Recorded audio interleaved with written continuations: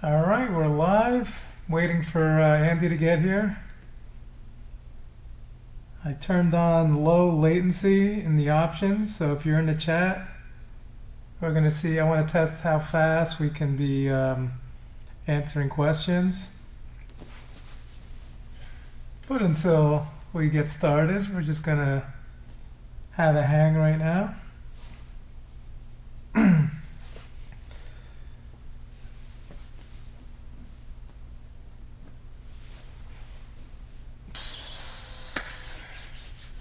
Hope he comes.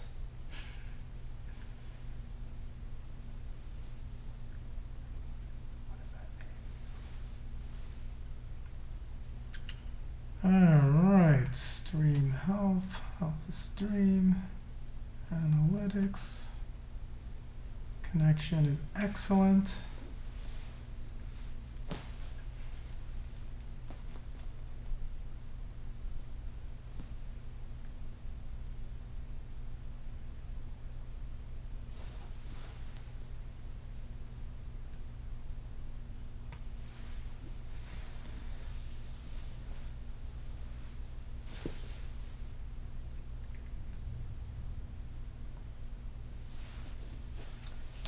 All right.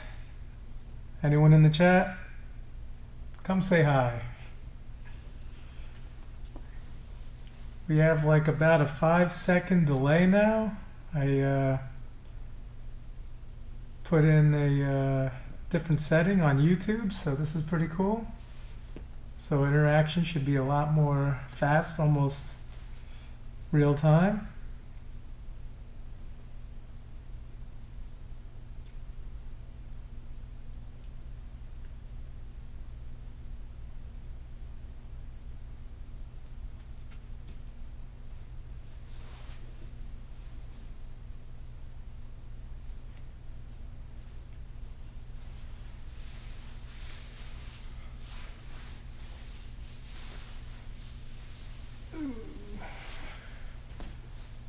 Yeah, I want to go over some mount techniques. Of course, I need Andy to be here. Hope he gets here. Hope he's gonna make it.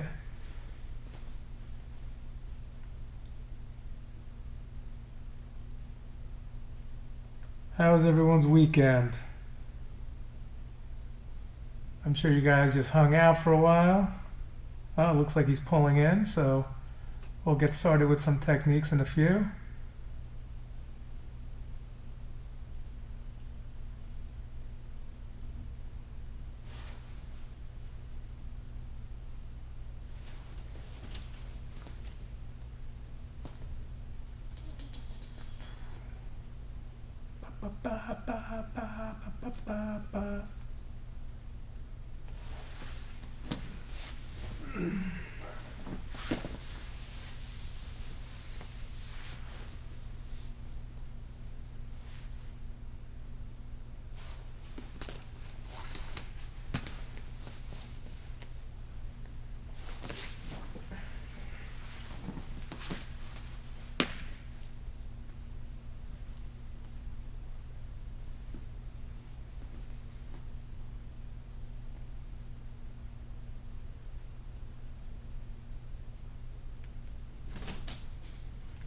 Oh, here he is, man of the hour.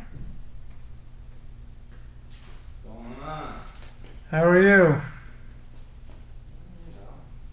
I'm playing with a new setting I found. What?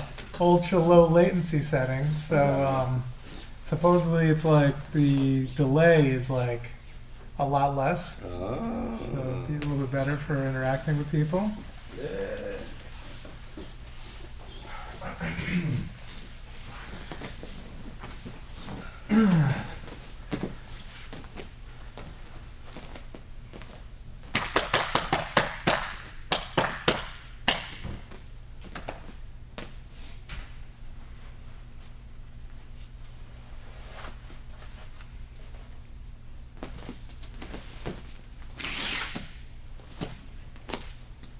All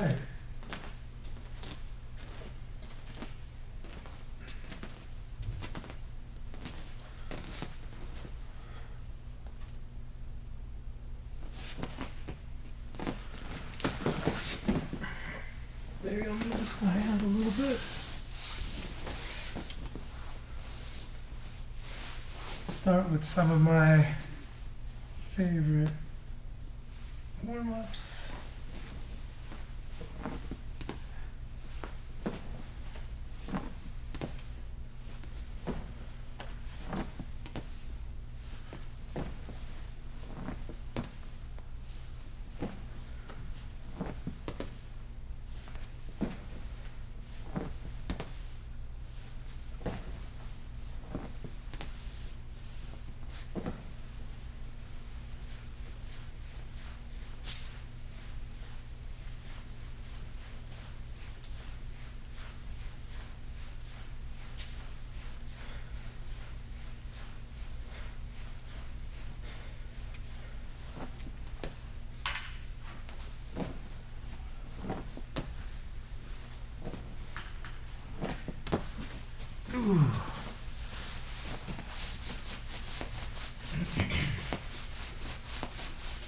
All right, we're already live, but still waiting for. We got like 2 or 3 viewers, and I set this up if you wanted to do your Facebook. Yeah. I set it up so that they're going to be roughly the same height. Actually, I could probably crank this up a little bit and make it the exact same height.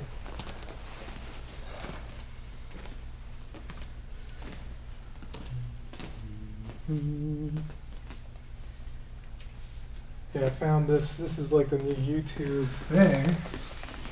This is on YouTube? Yeah, this is YouTube studio thing.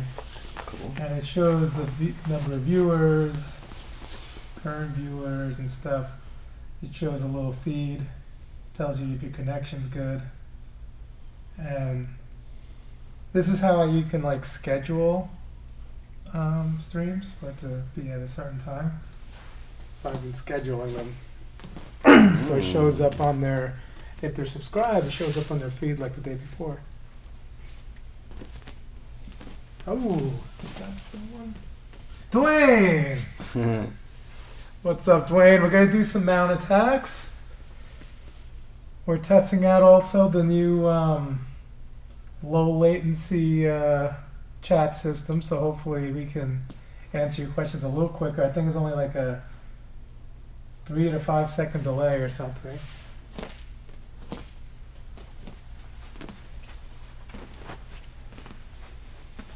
Mount techniques.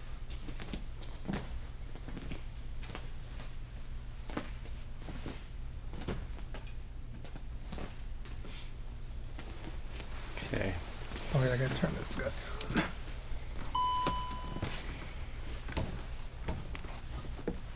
Where's the camera on this? Oh wait, no, we're using the selfie anyway, so it shouldn't matter too much. Just don't want to hit your buttons. Oh.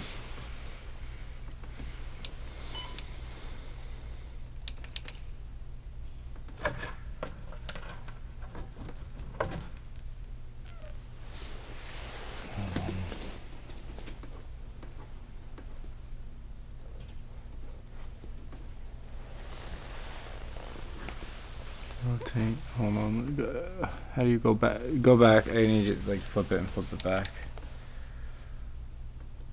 Why would it go that way? You can't turn your phone while live. Hold on. I think I'm gonna start it over. Oh, I see.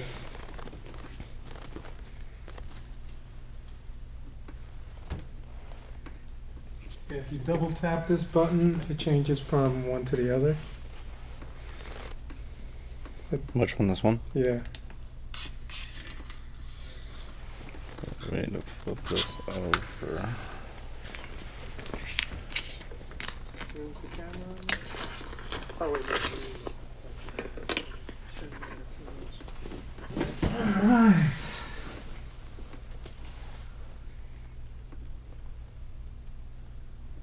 Dwayne, we got some good techniques. Dwayne, are you subscribed on YouTube? Make sure you are.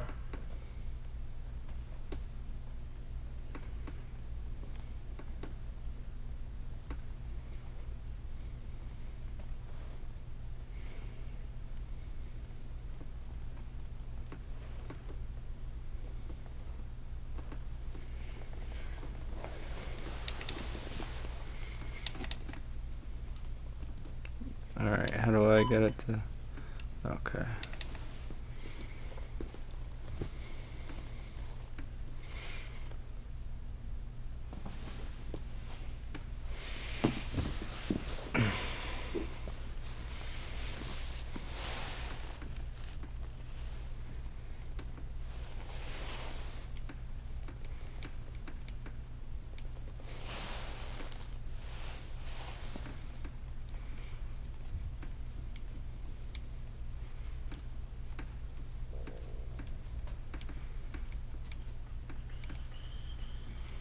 Are you gonna pull the Yeah. Facebook chat up over there? Oops, something went wrong, I think. Is this the new one? Yeah, there's probably gonna be two. I deleted the one. Okay. Perfect. Perfect. It is perfect. It's gonna be perfect. It's gonna be perfect.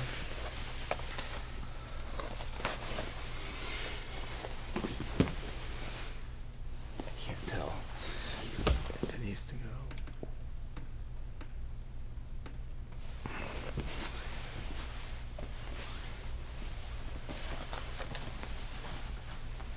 All right. Beautiful. We are beautiful. Nice. So are you. You all are beautiful. Wow, they're like the exact same height. It is. It's pretty on That's point. crazy. Okay. Okay. Mount. Mount week. Mount week. Oh yeah, and he's wearing a show your all? Yeah. Oh, you're wearing Roll Junkie? Yeah, I'm wearing the Roll Junkie this week. Dr. Ed? Dr. Ed, Oh, yeah. you there? Where are you, Ed? He's not on Facebook. How about YouTube? You should be subscribed to us on YouTube. He should be. Send him a message. I'll let him know. He's getting What you free. think of the little highlight?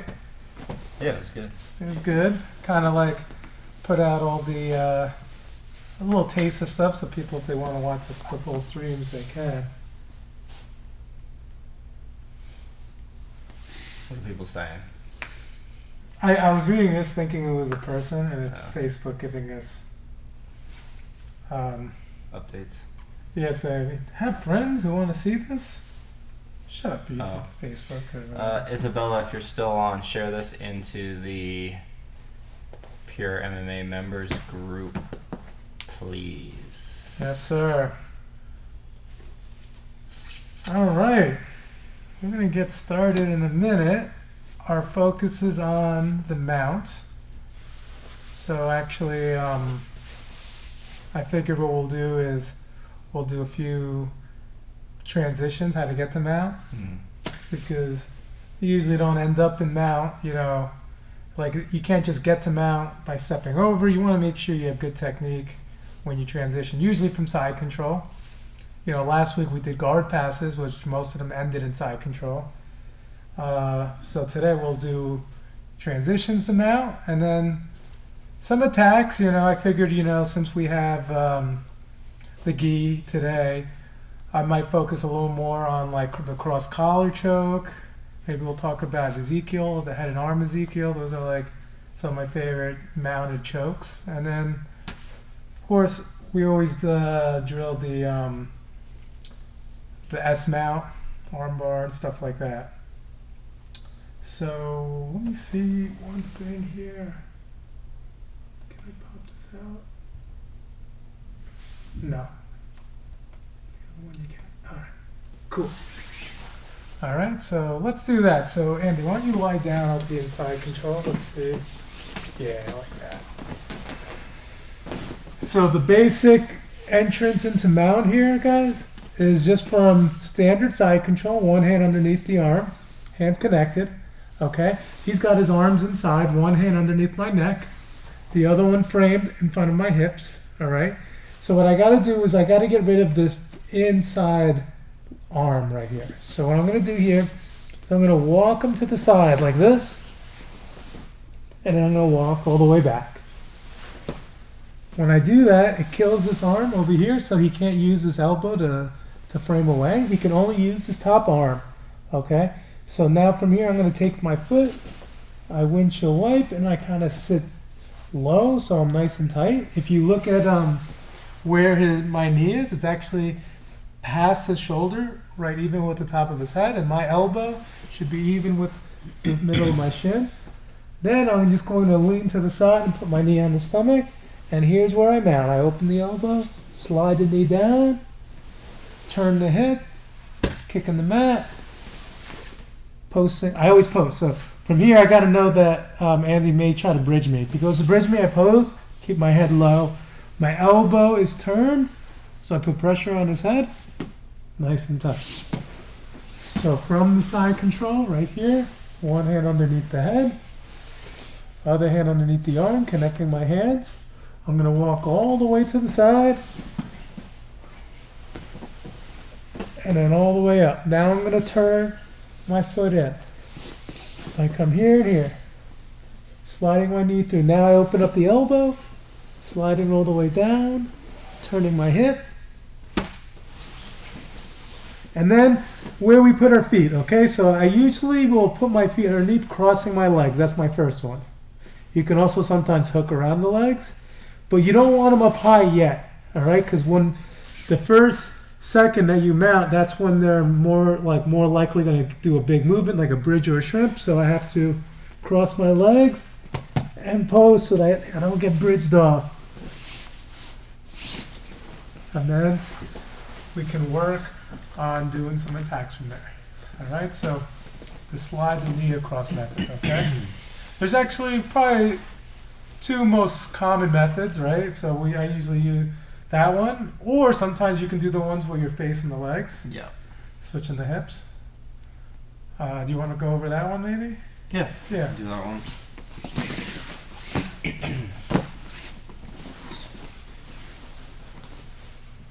Do you usually kill the arm when you switch to the hips? Usually not. Usually not. I was gonna say because I don't. So this one, and the reason I asked Yanni if he does it is because I choose this one a lot of times if I'm struggling to kill this arm. So just some guys are really good at just keeping their arm glued to their ribs, and sometimes will just give you a really hard time to clear.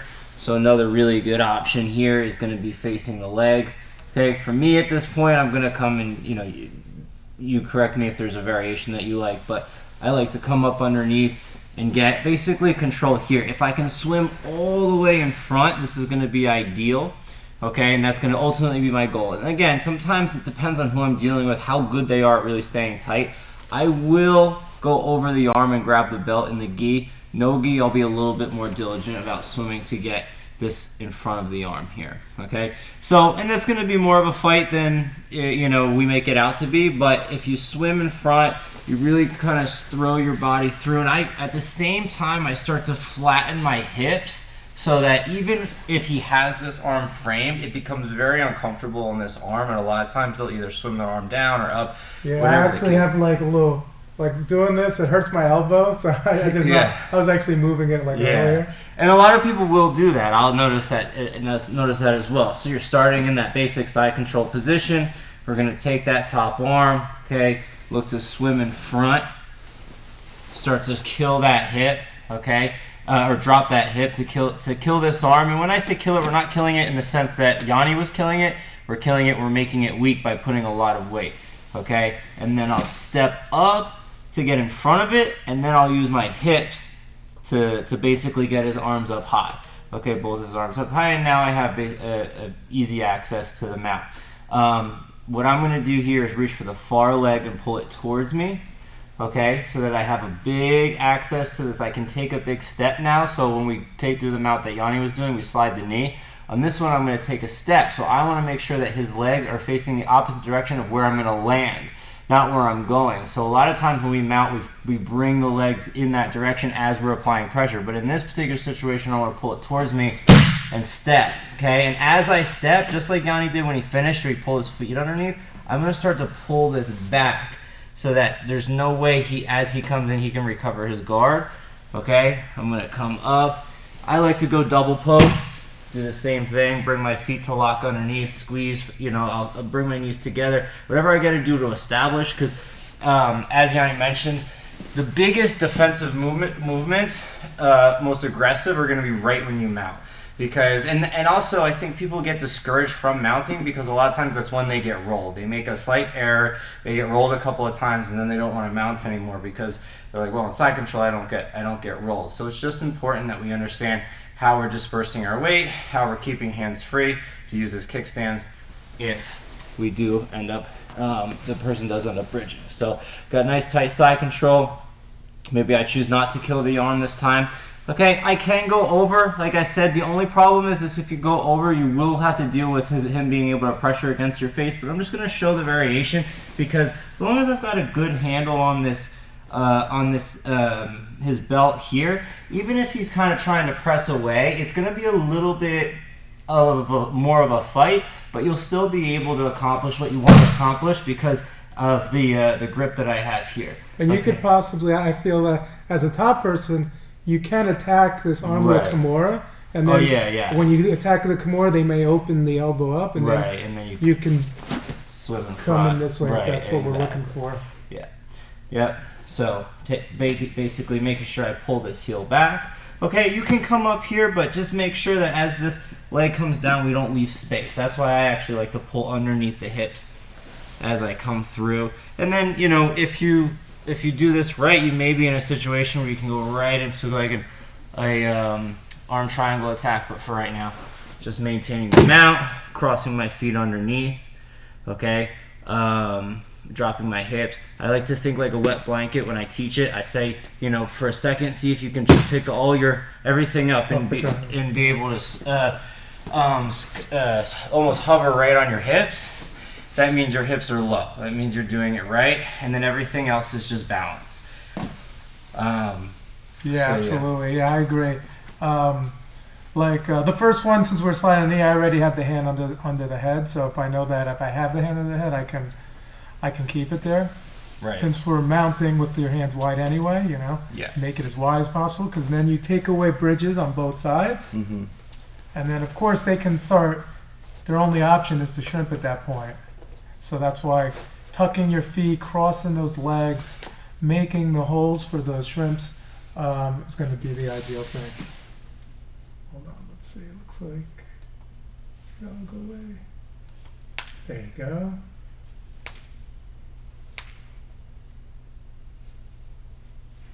Oh, the armbar. Yes, we'll definitely go over some armbars. I want to go over the cross collar choke first because a lot of people. They try to go for it. They rush through it. Cross collar choke is definitely a really strong submission, but it requires you to take your time and get everything right. If you rush through it, people tuck their head. They try to make their neck really small or their gi over their face, so you're choking over their face, and you're not going to get it. So there's a lot of small details to get it right. So I'm going to go over all my details here that I like to use for the armbar or the cross collar choke. All right, so we're here. First off, we always start with the hand in the collar grip. Okay, so one hand always opens, turn the collar out. The other hand underneath. Okay, even if Andy's defending, I can always get underneath and make a grip here. Notice I'm not on his neck yet. It doesn't matter yet. I come here and I make a grip. Right here, 4 fingers in. Now I'm going to expect for Andy to start either bridging or shrimping. So when he goes to bridge, I'm going to pose. And then as I recover, I get it deeper. And then maybe I'll do it again. I'll pose. And then I'll always get it deeper. Until I can get my hand wrapped around his neck. And I'm going to turn my elbow in the opposite direction. So I don't want my elbow to go here. If I turn my elbow across his neck, the flat part of my wrist is touching his neck. If I turn my elbow away from his neck, now the sharp part of my wrist, the side, is going to be touching his neck. And this is going to make your choke a lot more effective by coming here. And I post my hand. I like to lift my knee off the mat so that I don't get bridged too easy. So if I stay on 2 knees, he can grab my elbow, bridge and roll, boom, knock me over. But if I just shift my weight slightly, it becomes a lot harder. But when he tries to bridge me, It's gonna be tough. It also allows you to keep this heel constantly. Like if I start to get away, Yeah, I kind of follow with that heel. I'm gonna try to block his ability to get to half guard. Now what I'm gonna do is I'm gonna post my elbow to the mat. My whole forearm actually. You see how my forearm's touching the mat? I have really strong base right here. Then I'm gonna move my elbow across the top of his head to expose his neck. But I'm not gonna try to get a deep grip right away because it's very hard to make a second grip.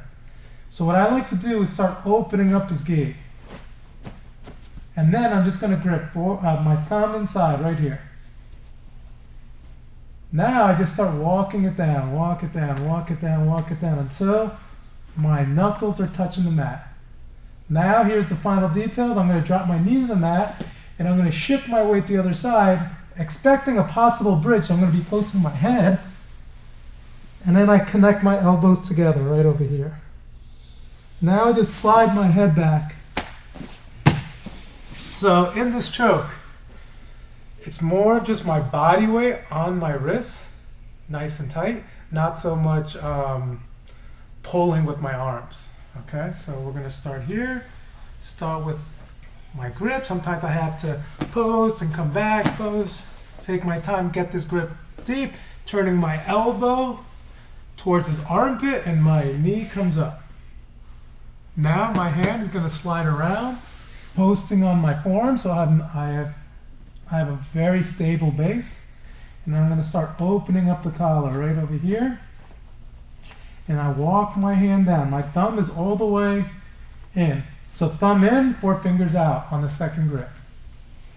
Now I drop my knee to the mat, but I put my head on the mat. And I lean to the side as I connect my elbows together right over here. Now I start sliding towards his head. By the time I get towards his head here, my wrist should be nice and deep. Look at my elbows, they're very close to my body. I never want them too high. So one more time. Lots of small details here. Shift my weight. Come around. Open up the collar. Make my grip. Now I drop my knee as I post my head. And you're going to expect a bridge here, so you're going to make yourself as big as possible, so it's hard for him to bridge. And then as soon as he gives up on the bridge, I just follow him.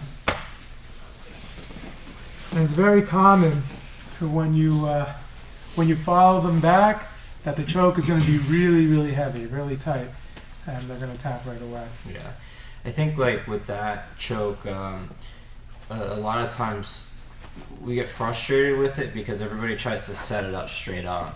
And if you think about almost every like I always I think when we're learning the first position after defense, just basic defense that you start to work on is your closed guard, because you can get there, you can kind of like slow things down. So you start to learn techniques from bottom, and a lot of the fundamentals that apply to closed guard also apply to mount. It's just a flipped over mount, so think about every single attack, including your cross collar choke. Unless somebody's sticking their neck out for you and they're not going to move, you have to create angles to dominate every submission, everything. Chokes, arm bars, omoplatas, it doesn't matter. You have to create angles. So what Yanni's doing is he starts with the initial grip, but then he's starting to dominate one side so that he can get his position to then be able to set up a deeper position. It makes it harder for me. And then he's also, if you think about like from closed guard, how we're trying to control the posture, we're pulling the head, so what he's doing, he creates an angle and then he puts his elbow to kind of torque my head to the side. That's the same thing as breaking posture. He's making me weak within a weak position.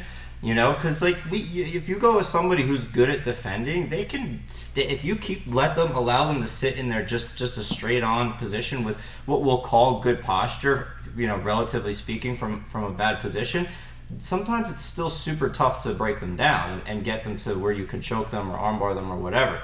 So the first step is obviously making that first grip, but the second step is start to dominate to one side. The third step, he starts to break, make me uncomfortable. As soon as he pulls my head to the side, everything else becomes uncomfortable and weak. And then the choke is so much deeper by the time I'm, even thinking about defending, I'm tapping. Yeah, like anytime your spine is bent, right? Right. I feel like I remember hearing like Ryan Hall talking about this. I don't know if it was at the seminar or at one of the instructionals he has. He talks about like anytime your spine is in a rounded position, Yeah. your body's just weak. You know, Yeah. it's like Yeah. Well, and even like with, I don't remember, I want to say it was a video with Huron or something that I was watching where it was discussing how to deal with people who had big bridges. And like the easiest way to do that is to just pull up on the crown of the head and get them into a position where you can't be in that strong position, because these are, even when you're not in the dominant position, there are still strong and weak positions within that each position. So, we talked about that a little bit with half guard. So like, if I pull up on the crown of somebody's head, they're not going to be able to bridge their hips unless they can get their head down to the mat and their shoulder down to the mat with any kind of power. So, it is really important to think about those things. And those are the things that, because like when you think about it, I mean, how many submissions are you really doing for mount? There's a couple of fancy ones we like to do, and I ain't call them fancy, but, the Armando Platas and a couple of different things like that. But at the end of the day, if you got the gi on, cross collar chokes and arm bars and Ezekiel chokes, like what like if you're going for much more than that, like you're working too hard in my opinion. No gi, okay, you need a little bit more creative, more arm triangles, arm bars obviously, and stuff like that. But there's really only a couple, so it's really just it's like just completely making them weak within the position. And you can tell when like you do this on somebody who's very, very strong. This is where jiu-jitsu really shines, is because like when you get them into a dominant position, a big, strong person who's bigger and stronger, you can't bridge you over, can't get you off, can't bench press you off, and then you slowly break them down. It doesn't matter how strong they are, you're gonna make them tap if you make them weak. That's what I love. That's why I love the mount position for that reason. I think it's like the classic example of the power of jiu-jitsu. Yeah, exactly. And all along the way, we're looking to, try to stifle them. They go for the bridge, so you post, Right. post on the head, post on the hand, and knowing that they only have certain options, you start limiting their options, and then you put them in heavier danger. You know? Well, and when you think about it too, like even just those two things, like if you go from first taking them out, the maintaining the mount has more to do with making yourself big, putting out your kickstands with your hands, and not allowing the person to come over.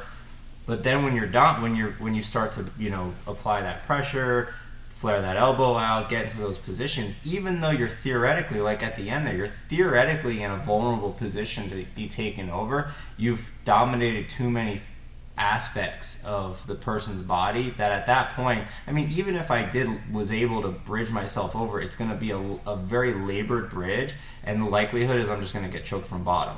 He'll just choke me from bottom at that point. But it's like, it's just too difficult to do at that point, and you have such a deep grip. So for the person, if I'm in that position, I'm like sort of like stuck between a rock and a hard place. Like, do I just lay here and do nothing and hope I can kind of wedge my fingers, or do I go for that big bridge as a last ditch effort? It's like that's what's really cool about it. Yeah, let's take this as the next technique, which is I always follow up the collar with the arm bar, because if you have a person defending their neck, they're going to give up their arms. If they're not defending their arms, or if they're defending their arms too much, their neck's going to be open. So always using the two.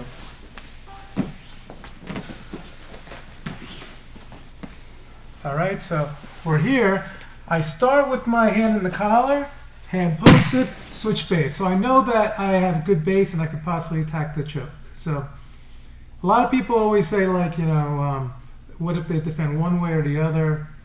So the idea is where can I choke still happen, and where can I not choke anymore? If he defends with this hand right here, defend this side of the neck, a lot of times I still think about choking him, because he can't really stop me from pushing his hand to the floor. So I can always just like I'm doing like an Americana, I can just push his arm out of the way, I push it out of the way, and then I can start exposing his neck. So I can always defend this. But what if he starts using this hand on the neck? he's just giving me an arm bar. All right, but this hand, it's hard to get rid of it. If I try pulling it out of the way or pushing it out of the way, especially in the gate, it's going to be very tough. I'm not going to, if I try to choke through it, I don't know. Maybe sometimes I can choke through it if I get it early, but if he has the arm really tight, it's going to be tough. But his elbows separate from the body, so I keep my hand posted, I slide my knee up, and I get to this position. Let's turn this way so we can, yeah, this way so that I can see my leg position. I always want my knee past the head, okay? So if I bring my knee even with the head, he can use this elbow to help him square up to me. But when I come a little bit higher, it's a little bit easier to keep him in position. And sometimes what I'll do is I'll push his elbow to the middle of my chest. My other leg, I already picked it up. I want to curl it up to the inside. Now, if he has a grip here, I can just use pressure to break his grip, okay? Because I don't want to scoop in here. If I scoop at his elbow, he can figure four the grip early, and now I'm going to have to deal with this figure four grip.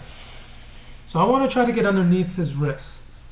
So I'm going to use my chest pressure. I go like this. I come forward, and his hand comes out. You see how the hand came out? Right now it's like really tight, and it's hard to get underneath it. But when I use my chest to expose his hand a little bit, then I get underneath it right here. Now, if he tries to figure four, I'm already lifting. So most of the time people go to re-grip here. And that's okay because I'm so close to his hand that when I step all the way over, it's easy to break the grip.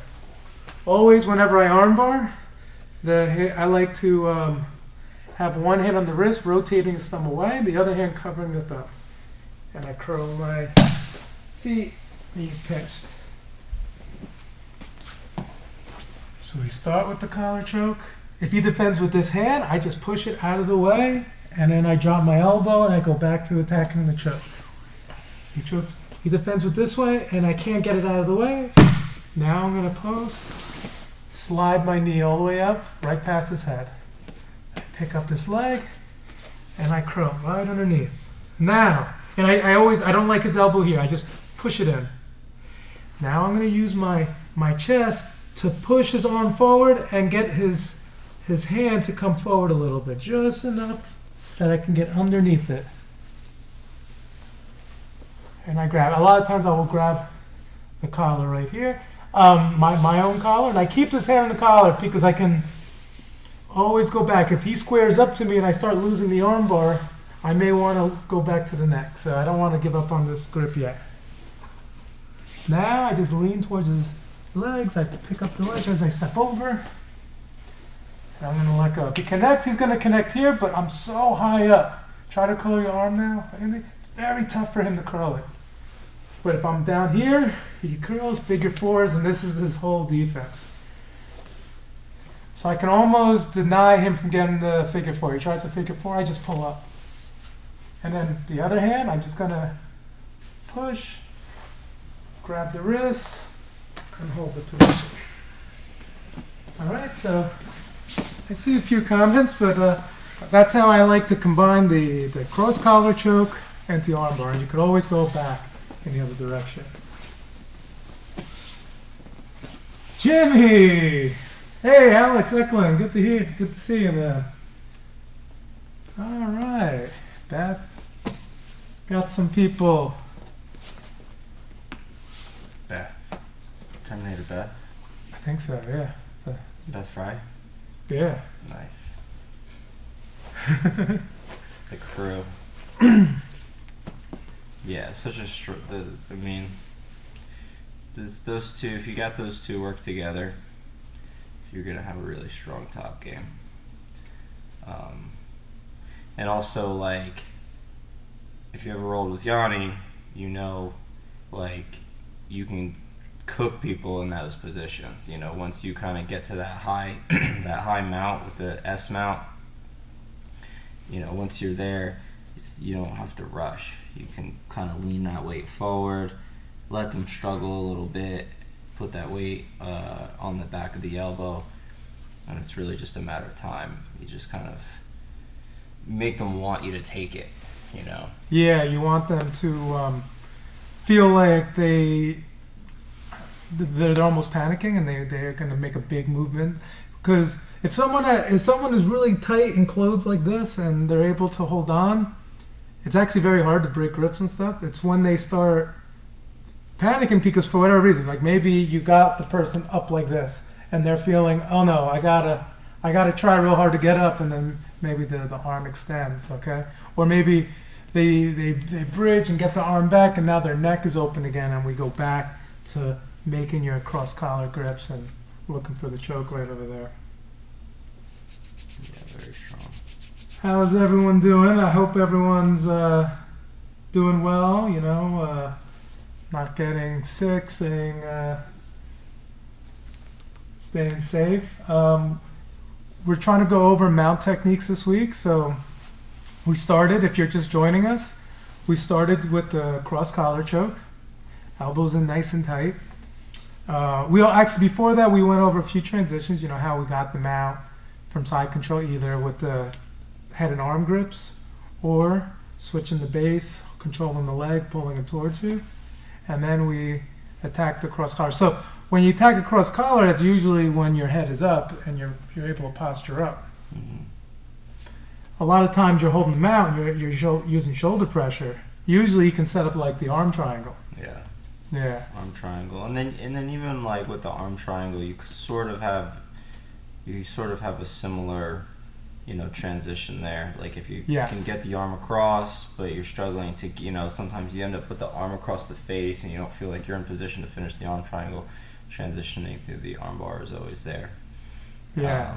I have one sequence that I use, and actually on Thursday when we were doing match breakdowns, we watched one of Ed's matches where he did the head and arm Ezekiel, and they work together real well. So maybe what we'll do is we'll go over the details of how to get just a standard arm triangle. Yeah. And then we'll work on how if the person kind of turns away from us and makes it hard to choke, we'll do the other choke. So Andy, you want to show the arm triangle? Yeah.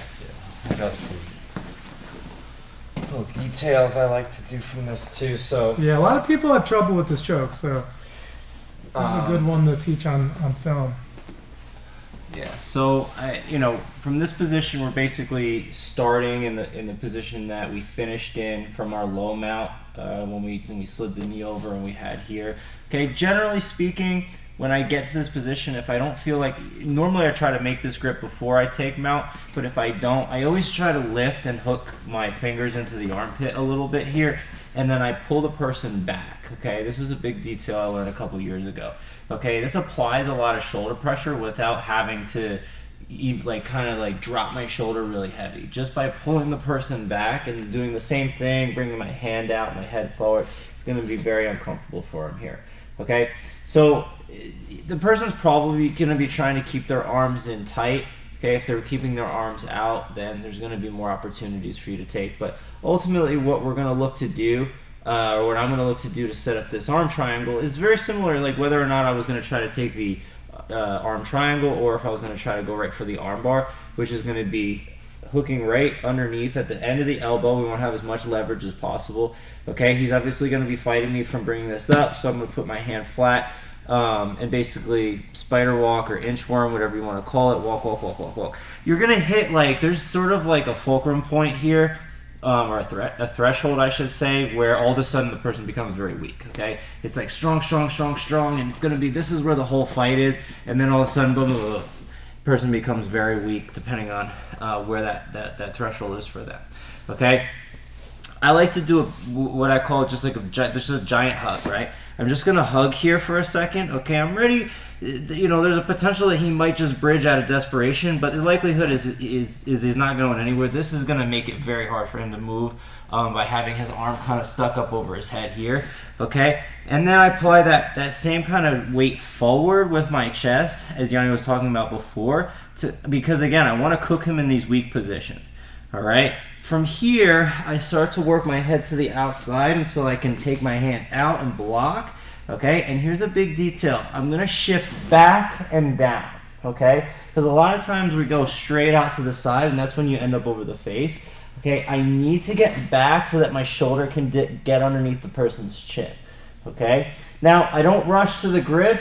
I rush to put my head to the floor, and I like to post out on this hand and start to drive my head up and across. I want him to already feel the pressure here. If for some reason I feel like I'm above his face or I'm on his chin, I'm going to kind of seesaw, try to do it again and see if I can get underneath. I can feel like I'm in good position right now. Okay, so we're going to look to dismount for the arm triangle. So I want to get to this side. All right, we're going to dismount similar to the way that we mounted the first time, where we want to get to that shin across and out to the side here. Okay, I'm going to be looking to bring this hand up, and there's a few different ways of finishing. I'm going to show like the most common, which is we sprawl out, right? We walk up towards the head and we drive in towards the neck. I like the Braulio Estima variation where I leave this knee on. I think we talked about this a couple weeks ago too. Okay, I tuck this elbow in, I drop this hip down to the floor.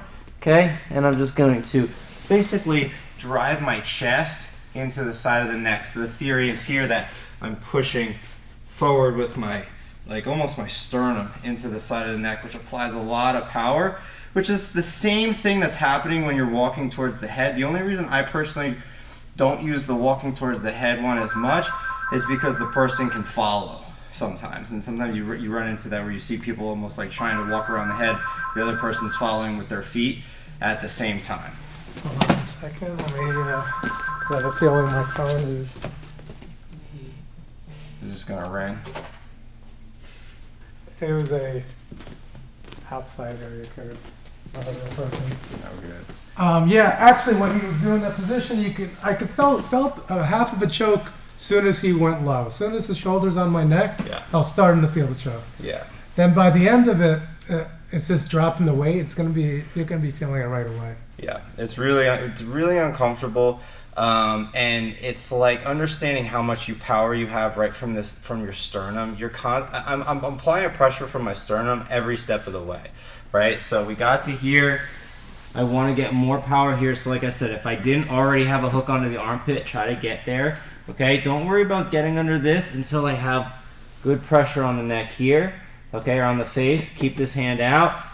We're going to bring it in just to the end of the elbow. We're going to spider walk. Person's going to fight you, but we're going to be okay. And as soon as you feel the person get weak, walk, walk, walk, walk, and catch. I like to almost reach if I can for my other elbow, and then I just hold right here for a second. And then I decide what I want to do. You know, like you have your armbar option, but we're obviously going to do our arm triangle. And sometimes if you felt like this arm was too high, this is kind of my opportunity to dig it down a little bit. Okay? And then from here, I don't want to just release and go because he'll just drop this right down. This is why I'll use my chin on my face to kind of come out to the outside. Once I'm blocking it, then I can use my hand. And here's where I drop back, and down, head right to the floor. Because now my head is doing the job of blocking that elbow from coming back. Okay, I've got a nice tight grip here. Now I focus on my dismount. Okay, again, even though he's in a precarious position, I'm always putting that insurance out there that I don't get rolled over because I don't need this hand for anything else at the moment. Bring this knee up. This foot cut, like kick myself in the butt here. Bring it across. Okay, I like to hook the hip, and then we're going to start to sprawl the hips. Okay, but before I drop down, now I need to make my grip. Palm up with the outside hand, palm to palm. Okay, we're going to do our traditional version.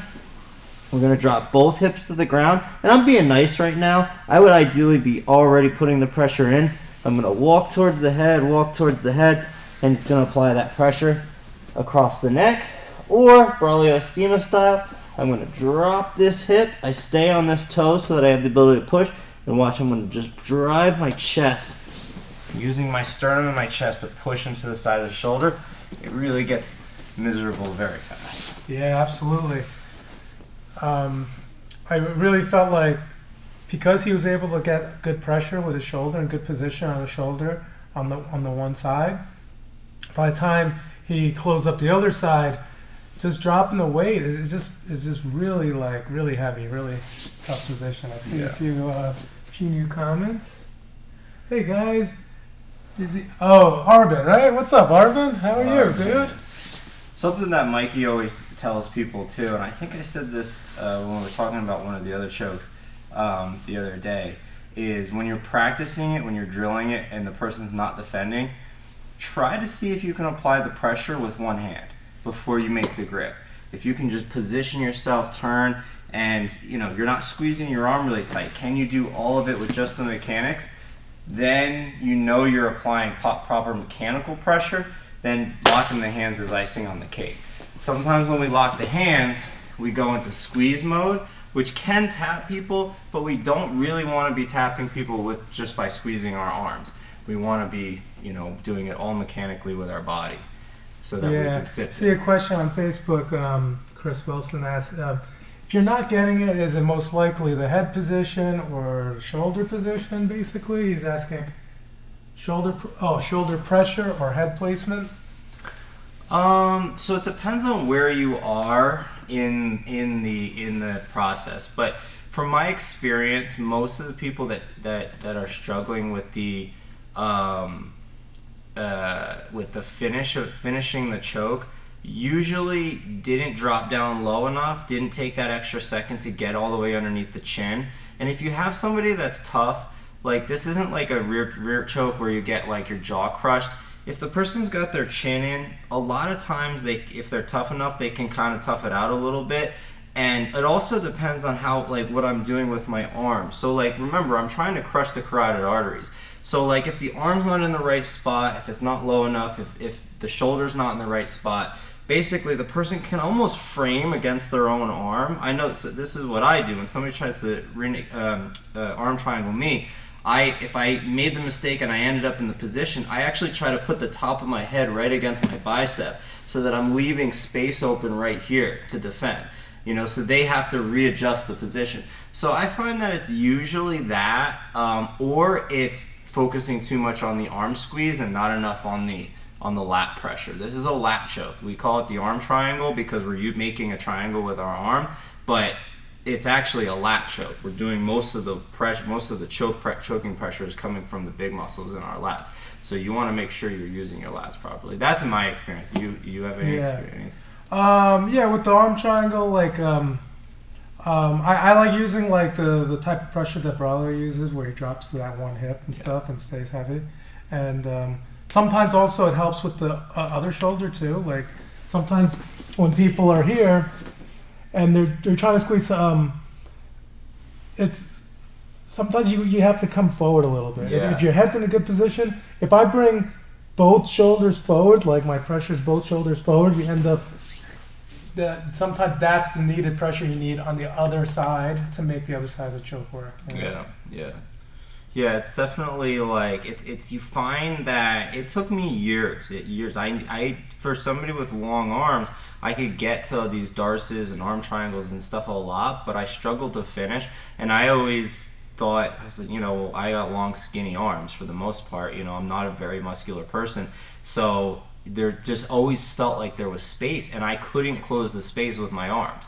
And I just tried all the time. I'd squeeze. I tried to figure out how to close the space with my arms, and I realized that was the problem. Was I was trying to figure out how to apply more pressure with my arms when I needed to do it with my shoulders and my lat and my chest.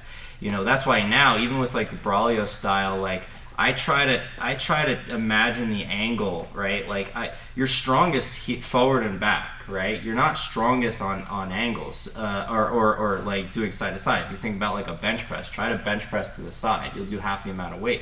You want to go straight up, straight down. This is where we're strongest. So if I can change my angle to make the pressure straight forward, the more straightforward the pressure is, the more powerful I'm going to be in that position.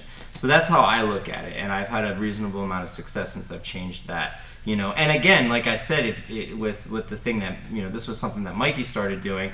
I don't remember where he picked up on it or who told him to do it, but when he said, like I'm going to start doing it, telling people to do it with one arm, you don't have a choice. Most people, Chris Wilson's got some big biceps, but most people are not going to be able to apply enough pressure with one arm. They're going to have to figure out how to use their body mechanics to apply the pressure, their chest, their lat, and everything else. It's the only way. So then when you go to lock up your hands, it's just easier. But it is important to get that down. I think another good example of that arm triangle pressure, if you've seen any of Rodolfo's recent matches, he's gotten two arm triangles in the UFC. And both of them, basically, the second he dropped his hip, the person was tapping. Like no one was able to. I've heard he's got legendary shoulder pressure. Actually, I think if Jimmy's still on, he experienced it firsthand. But like Adolfo's has this like legendary shoulder pressure. But you see in both of his fights, once he just dropped his hip down, the person was just tapping immediately. Yeah. So you know he's got the position good, his pressure's good, very strong. So I'm gonna go over the this follow-up technique, which is the head and arm Ezekiel. I think this is like a lot of people like learn the Ezekiel, just a standard one, which you can do almost anytime you're in mount or even anytime someone's in front of you. But the head and arm Ezekiel, I think it's a lot harder to escape from. It's a very powerful choke.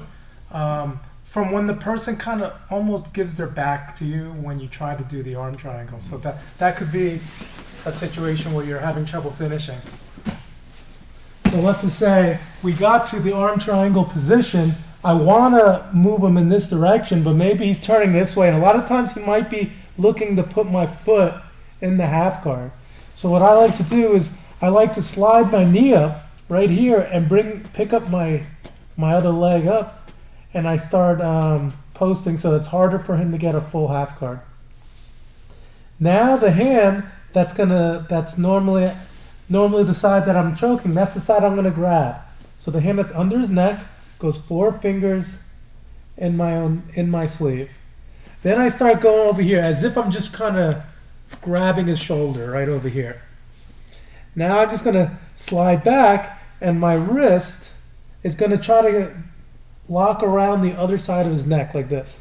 I slide, and I slide. I bring this arm, instead of being super deep, I'm going to pull it back. So I come here and here, and I come into this position. Now here's the pressure for the choke, okay? So a lot of people think because this hand is going across the neck, that's the hand that does the pressure. It's actually the opposite. I want to do the other arm as if I'm pulling back. This way I'm using my lat muscles to power the choke rather than my tricep, which is very weak in comparison, right? So I come here, here and here, and now I almost sit back like I'm going to do an arm bar, and I just pull my other elbow up. And this choke is very hard to escape from, okay? Once it's locked in, it's very hard to get the arm off the position, and the choke's really on. So if you get to this position, it's almost like a guaranteed finish here. I come here, he's turned away from me, so I go to here. I take my hand inside, grabbing my own sleeve, and then I put my hand across. I do it as if I'm trying to grab his biceps. I start walking it in. Now I slide back, I bring my wrist in, and then I just kind of lean back. As I pull back with my elbow, the other hand just kind of holds him in place. Yeah. And almost for me, it almost feels like he's attacking this arm, so it makes me want to come here. Yeah. Which kind of just holds me in place. And then you're stuck. And then, now you're vulnerable to getting choked. Yeah, and we watched an old match with Ed when he was still purple belt. He won with the head and arm Ezekiel, and the guy just tapped immediately. It's like once it's in, man. Actually, another example with Adolfo, if you guys want to find some matches to study up and apply some of these techniques, look up Adolfo versus Andre Galvao. It was in the gi. It was, I think, Abu Dhabi World Pro. I don't know what year. It must have been a few years ago. It must have been obviously Adolfo hasn't fought in jiu-jitsu in 3 years at least. So probably 5 years ago. He hit this on him, and it was very impressive because Galvao very rarely gets submitted in competition. He rarely loses, let alone get submitted. Yeah, so we had the cross collar, the arm bar. Wait, is that a comment? Oh, that was a newer comment. No, that's just all right. Yeah. Got that. Yeah. I'm also a big fan of integrating wrist locks into these mount positions as well. Yeah. Just like as not so much the low stuff, but like the S mount. You know, if you have somebody, same deal. If I have somebody that feels really strong coming around the wrist to kind of almost like especially maybe we'll go over those details on if someone is just connecting their hands together, or maybe they first grab like this and their hands exposed. Mm-hmm. Yeah. You can always wrist lock them. So if I were here and Andy got to like an S mount position, I might be like first connecting my hands together, or maybe I'm pulling my arm in. Right.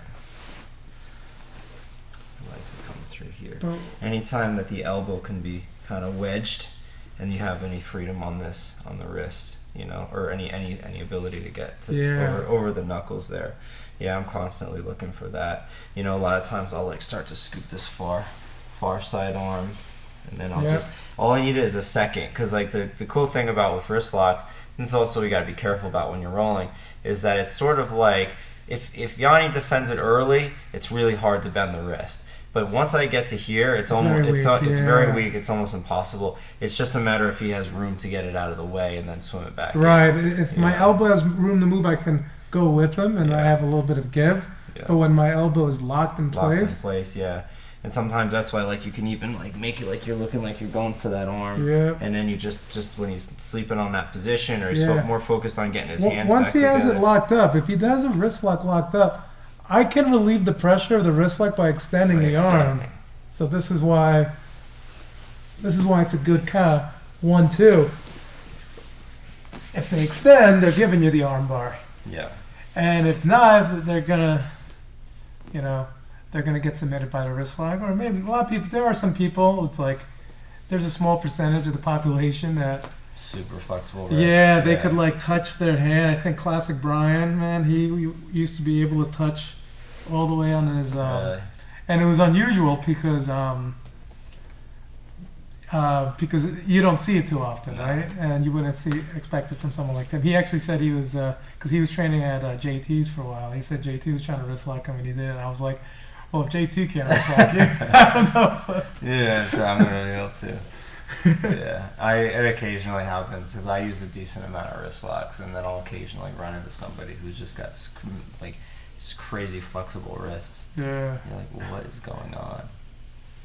Yeah, my wrist actually was hurt. I don't know if it's the rain or what, but as soon as you put it on me, I was like, oh, damn. Yeah, no, that's just how good my wrist lock is. Yeah.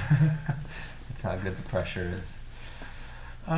Good. So I have some different techniques I want to do on Wednesday when we practice Nogi, like specifically working like maybe some more advanced stuff like monoplanas and stuff and combos. But I feel like that was good for today. Maybe we'll do a little bit of Q&A or just chat with the guys for a few more minutes. Trevor's here, joining late. Hey, Trevor. So basically, today we worked on mounting. So obviously, if you want, when it's over, you can rewind, or you can go on YouTube, on the up top YouTube, and the replay will be on there. And make sure you subscribe, smash that like button. Yeah, exactly. And we worked on some transitions to mount. So maybe we'll do a quick review of everything we did. Yeah. Just a recap. So number one is going to be standard side control with my arms right here. All right? And what I have to do is I got to get inside this arm. I got to kill that arm. So I usually walk to the side a little bit, walking his knee down so I can get underneath his elbow and getting my knee nice and high. I windshield wipe and put my knee on the stomach, opening my elbow so when I slide down, I can turn my hip down. And then since my hand's under the head, I know that he's not going to bridge me in this direction. He can only bridge me this direction, so I'm going to post my hand, crossing the leg. Another technique would be when we're having trouble moving the arm in, or I'm just also wanting to block his legs, so sometimes we come around this way, and then we switch our base. If we can get this arm inside, even better, because then I can open his arms up using my hips, and then I'm going to turn his legs this way. Now I don't slide this way because if we slide this way, you get caught in the half guard. So this is a situation where we want to step over. Then we slide down, making yourself very heavy. And now we're going to be posting both hands, making yourself very heavy using your chest, nice and wide. From the mount, we use the arm triangle. 4 fingers in, slide. Cross collar. Oh, I'm sorry, cross collar. My elbow is going to turn in and post and shift so I don't get brised. I move my arm around, move his head out of the way. I open up the collar. So it's hard to get, a lot of times there's no space here. So there's more space here. So I open, then I walk it down. Now I drop my knee to the mat and I shift my head to the mat. Close my elbows together, and then I slide back over his head for that choke. If he uses his hands to defend, if he uses this hand, I can push it out of the way and go back. But if he uses this hand, I'm going to post my hand, slide my knee, make sure his elbow's in the center, and go to S mount. I lean forward, exposing his hand, coming up, and now I lean towards the side as I step over. If he connects his hands, he's going to be connecting up high, so I can use my free hand to break the grip into the arm bar. Let's see if I remember all Andy's details that he showed. So he came in this way. We're going to be gripping in the armpit and then pulling him to the side. Now we're going to walk the arm up, grabbing our elbows together, so that it's hard for him to get his arm back.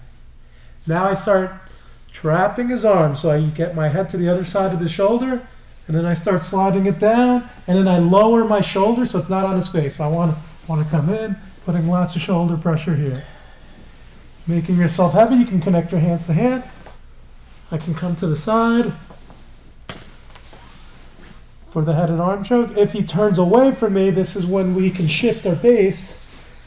4 fingers in, put the hand all the way across, and sit back to choke. I think that's a good recap. Yeah. Some good techniques there to refresh your memory. A lot of them are just standard, basic techniques. They're not super advanced, but they're good fundamentals that once you get to mount, if you can keep someone in the mount, Yeah. you can get these finishes, no doubt. It's the foundation for being able to finish from the mount, and not get rolled, not get frustrated. Make sure you're patient in these positions.